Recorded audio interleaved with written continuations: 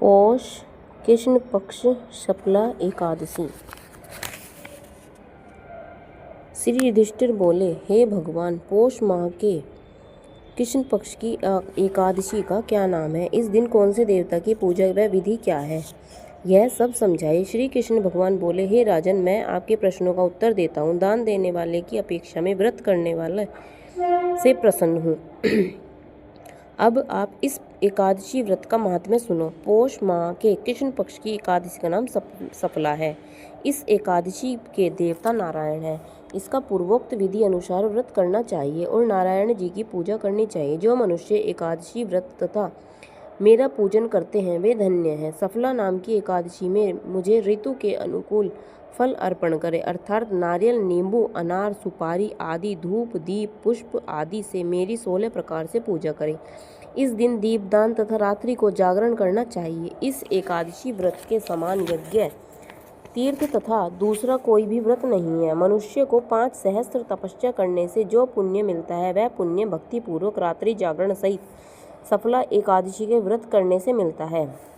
हे राजन, अब आप सफल एकादशी की कथा ध्यान पूर्वक सुनिए। चंपावती नगरी में एक महिषमान राजा राज्य करता था। उसके 4 पुत्र थे। इन पुत्रों में सबसे बड़ा लुमाक राजा का पुत्र महापापी था।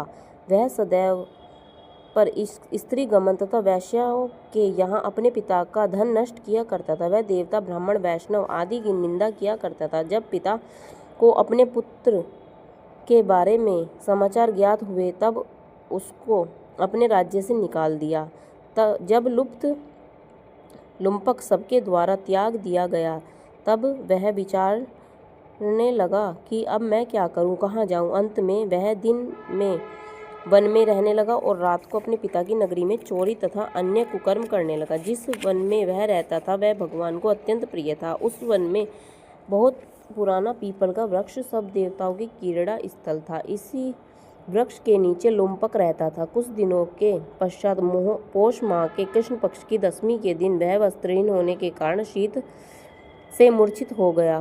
रात्रि को न सो सका और उसके हाथ पैर अकड़ गए। उसे दिन व रात्रि बड़ी कठिनता से बीती, परंतु सूर्य नारायण के उदय होने पर भी उसकी मूर्छा न गई। सफला एकादशी के महंत तक वह दुराचारी मूर्छित ही पड़ा रहा। जब सूर्य की गर्मी से उसे होश आया तो वह अपने स्थान से उठकर वन से भोजन की खोज में चल पड़ा। उस दिन वह जीवों को मारने में असमर्थ था, इसलिए जमीन पर गिरे हुए फलों को लेकर पीपल के वृक्ष के नीचे आया। जब सूर्य भगवान अस्ताचल को प्रस्थान कर गए तब फलों को पीपल की जड़ के पास रख कहने लगा कि हे भगवान, इन फलों से आप ही तृप्त होवें। ऐसा कहकर वह रोने लगा और रात्रि को उसे नींद न आई। वह महापापी के व्रत तथा रात्रि जागरण से भगवान अत्यंत प्रसन्न हुए और उसके समस्त पाप नष्ट हो गए। प्रातः ही एक दिव्य घोड़ा अनेकों सुंदर वस्तुओं से सजा उसके सामने आ खड़ा हो गया और आकाशवाणी हुई, हे राजपुत्र, भगवान नारायण के प्रभाव से तेरे समस्त पाप नष्ट हो गए हैं। अब तू अपने पिता के पास जाकर राज्य प्राप्त कर। लुम्पक ने जब ऐसी आकाशवाणी सुनी तो वह अत्यंत प्रसन्न हुआ और हे भगवान, आपकी जय हो ऐसा कहते हुए सुंदर वस्त्रों को धारण कर अपने पिता के पास गया।